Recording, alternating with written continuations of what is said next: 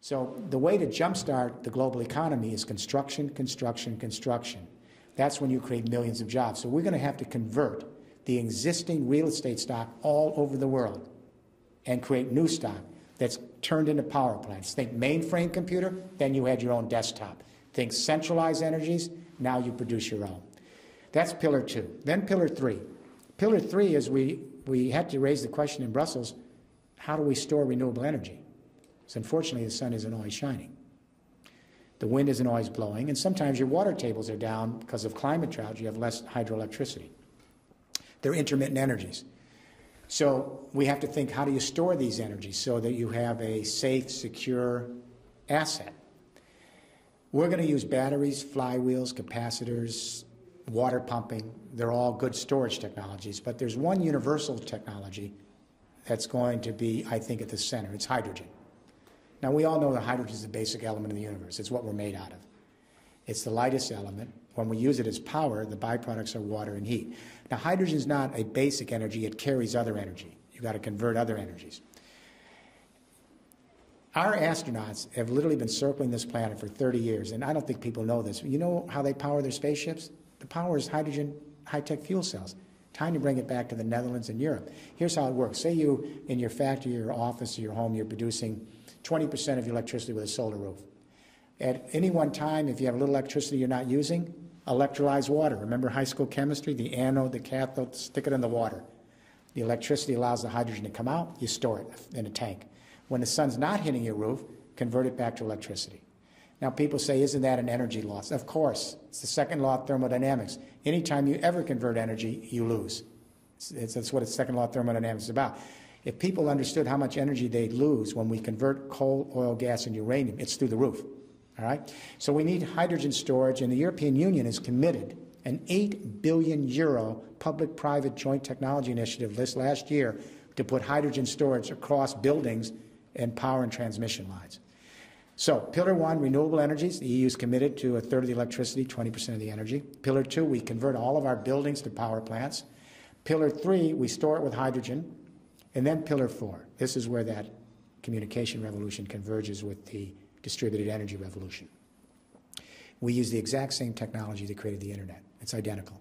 We take the power grid of the Netherlands and the EU, and in 25 years, we convert that transmission lines into an intergrid, an intelligent utility network that exactly operates like the internet. Technology is already here.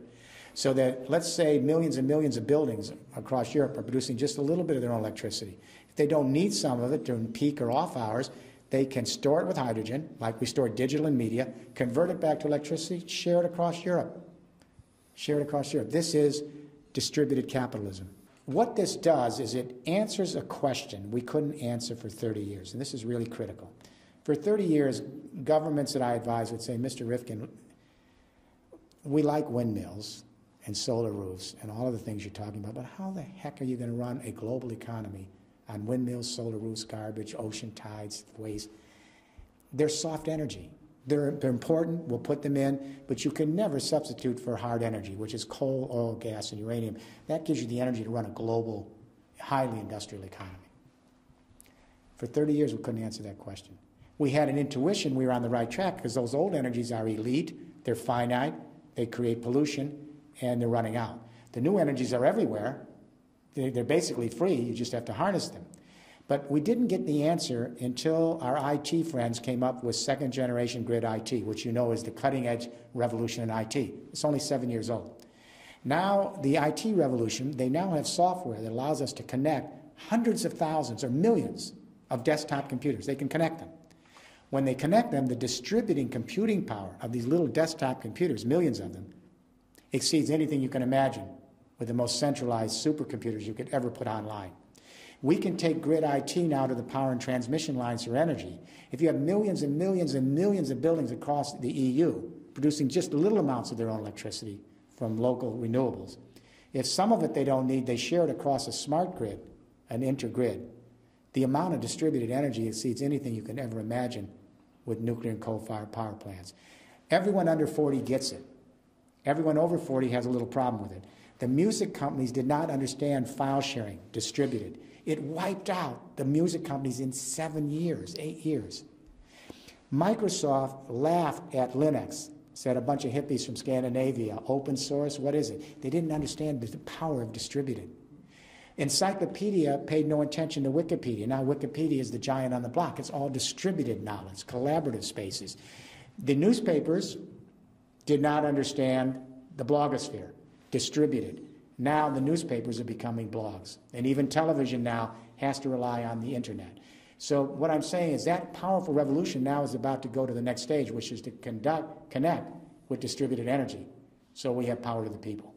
In other words, you don't have to rely on far-off geopolitical powers. You can leap ahead and create your own energy locally, put your microgrids together, and leapfrog into this. This way we can create some form of sustainable justice.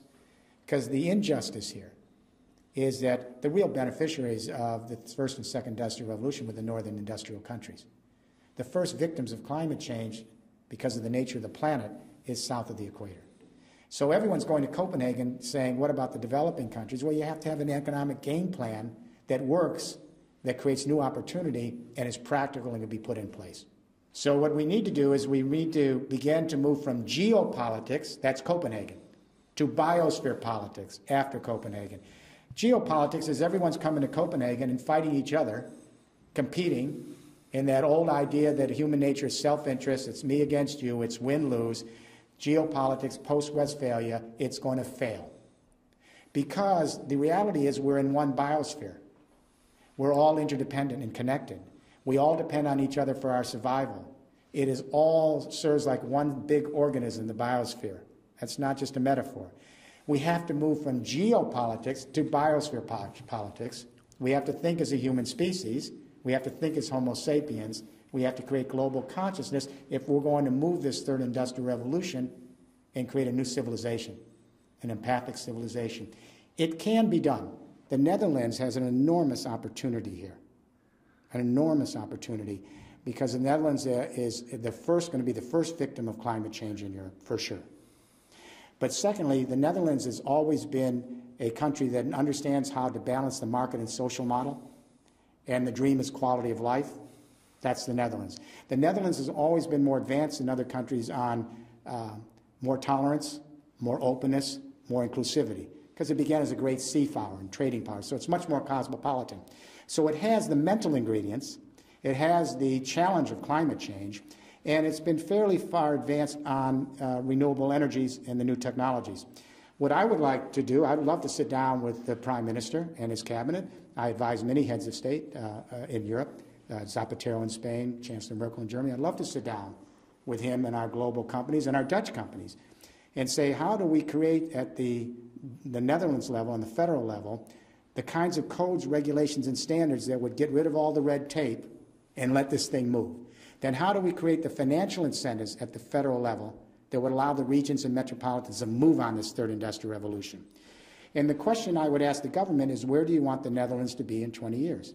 In the sunset energies and industries of a second industrial revolution that's on life support, or in the sunrise energies and industries of a third industrial revolution that gives us a sustainable future?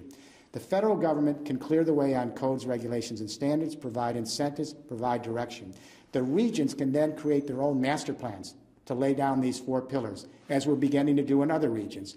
Together, they create a cooperative partnership, and I think the Netherlands could be a major, major player in advancing the third industrial revolution across the EU and for many reasons across the world. I hope it happens.